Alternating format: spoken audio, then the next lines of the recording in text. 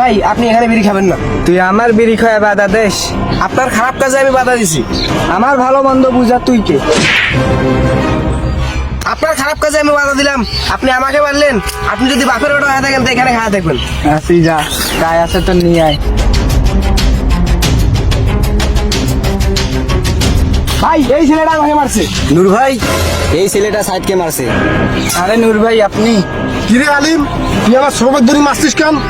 আরে ভাই আমি একটা বিড়ি খাইতে ধরছিলাম, ওই বাধা দিছে, তার জন্য একটু কথা কাটাকাটি হয়েছে, এই জন্য মাইর দিছি। এই তোদের জন্য না আজকে সমাজটা নষ্ট। তোর বয়স আর এদের বয়স কি এক হই? তুই বল। না দেখ তোর বয়সও এক না, আবার দেখ ছোট ভাইয়ের সামনে তুই এসে বিড়ি খাইছিস। এটা কি হয়? সমাজ নষ্ট হয়। এই যখন বড় ভাইরা ছোট ভাইয়ের সামনে বিড়ি খাবে তখন ছোট ভাইরা দেখে, হয়তো 2 দিন পরে এরাও দেখবা যে যেখানে সেখানে বিড়ি খাইবে। তারপরে দেখবা যে এরা পরিবেশ মানবে না, আরো 2-1টা ছোট ছাঙা নষ্ট করবে।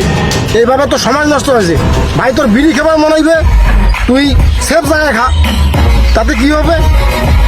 তারাও দেখলো না, সমাজটাও ভালো থাকলো, পরিবেশটাও ভালো থাকলো। ঠিক আছে ভাই আপনি আমার চোখ খুলে দিছেন, আমার অনেক বড় ভুল হয়েছে। আমি যেখানে সেখানে না বুঝিয়া বিড়ি খাই। সাহেব ছোট ভাই আমার অনেক বড় ভুল হয়েছে, আমাকে মাফ করে দিস। আচ্ছা ভাই, এখানে ক্ষমার কিছু নাই, আপনি আপনার ভুলটা বুঝতে পেরেছেন, এটাই অনেক।